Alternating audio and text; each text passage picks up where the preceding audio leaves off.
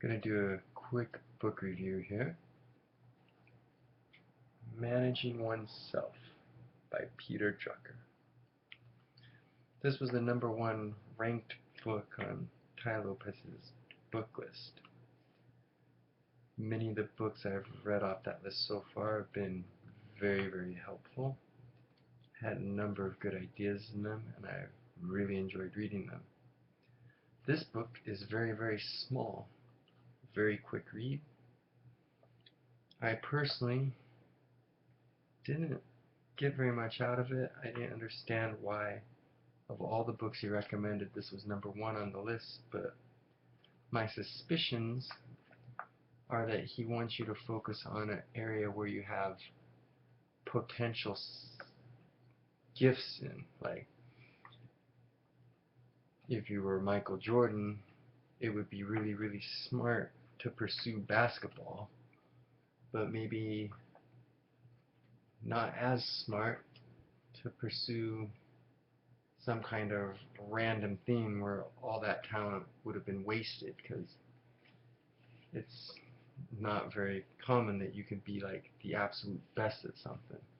Now, a lot of us probably don't have like one aspect of ourselves where we can shoot all the way to the top and be the best in the whole world, but we probably have some things where we could work super, super hard and barely be average, where in other areas of our life we might have things where just with our natural talent we're already above average, and if we put a lot of time and effort into improving ourselves and developing that potential, we could be like in the top 1%.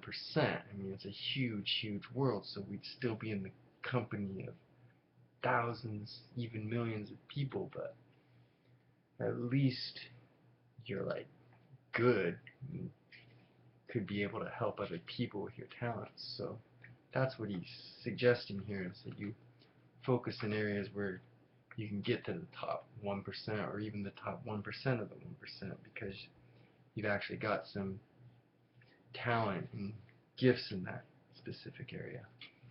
I think the other thing that Tai Lopez took from this book that made him rank it high was setting like 18-month plans to change circumstances in your life.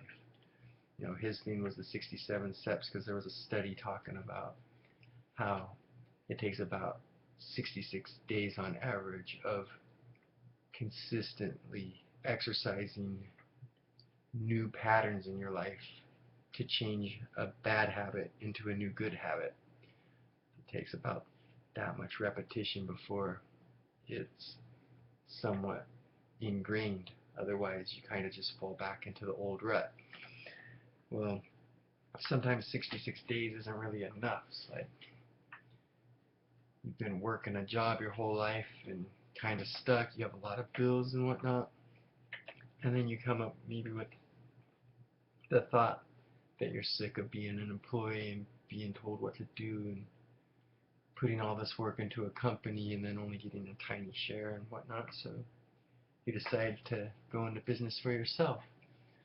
Well, maybe you don't want to be all rash and crazy and just cut off your income and struggle to have a place to live and food to eat. So instead of doing that, you could set up a good 18-month plan where you're working in your spare time and trying to build yourself somewhere. Now, obviously, things don't always work out exactly, so that 18 months from now you're doing great and you can quit your job and you have a great stream of income, but at least it can keep you on track and set you head in the right direction. So I think those are the two reasons why he ranked this book as high as he did.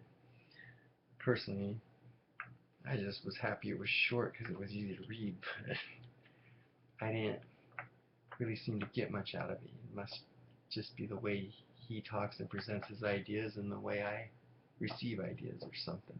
So Tai Lopez recommends it very highly. I am pretty much indifferent towards it. So the book, again, is Managing Oneself by Peter Drucker.